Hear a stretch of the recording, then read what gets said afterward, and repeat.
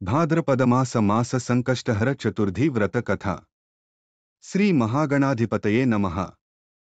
పార్వతీదేవి గణపతితో, గణపతి భాద్రపద మాసమున ఈ సంకష్టహర గణపతి వ్రతమును ఏ పేరున ఏ విధముగా ఆచరించవలెనో వివరింపుపు అని అడుగగా, గణపతి, అమ్మ పార్వతీదేవి, భాద్రపద మాసమున ఈ సంకష్టహర చతుర్థి వ్రతము సర్వకార్యములను సిద్ధింపజేయును. ప్రతి మాసమునను వేర్వేరు పేర్లతో నన్ను పూజింపవలెను. ఏకదంతుడు, వక్రతుండుడు, గజాననుడు, గణాధిపుడు, హేరంబుడు, విఘ్నరాజు మున్నుగు నామములతో ఆయా మాసములందు నన్ను పూజించు వారికి కష్టములు తొలగి సుఖములు చేకూరును.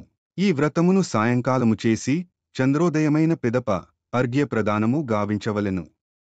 ఈ విషయమై పూర్వము జరిగిన వృత్తాంతమును చెప్పెదను వినుము.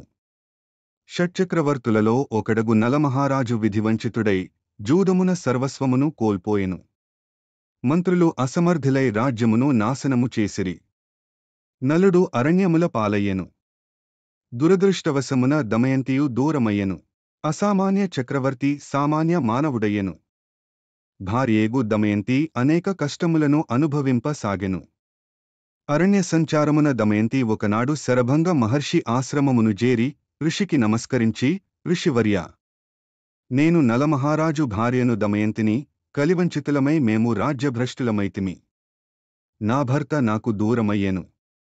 నాయందు దయించి నా భర్తను, రాజ్యమును మరలపొంది సంతానముతో సుఖముగా ఉండుటకై ఏదైనా ఉత్తమ మార్గమును సూచించి అనుగ్రహింపుడు అని ప్రార్థింపగా, శరభంగ మహర్షి, అమ్మా దమయంతి, సర్వక్షములను తొలగించి ఇష్టార్థములు ఇచ్చునది సంకష్టహర చతుర్థీ వ్రత ఉన్నది.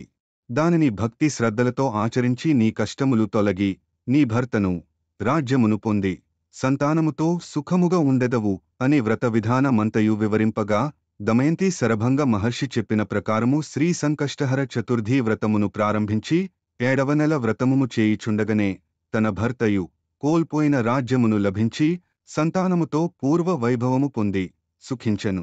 కనుక ఓ ధర్మరాజా, నీవును ఈ వ్రతమును ఆచరించి శత్రువులను జయించి కష్టములను తొలగించుకుని రాజ్యసుఖము పొందుము అని ఉపదేశించేనని వివరించెను. ఇట్లు శ్రీకృష్ణ యుధిష్ఠిర సంవాదాత్మకమగు భాద్రపదమాస సంకష్టహర చతుర్థీ వ్రత కథ సమాప్తము. శ్రీ మహాగణపతి ప్రసాద సిద్ధిరస్తు. సర్వే జనా సుఖినో భవంతు.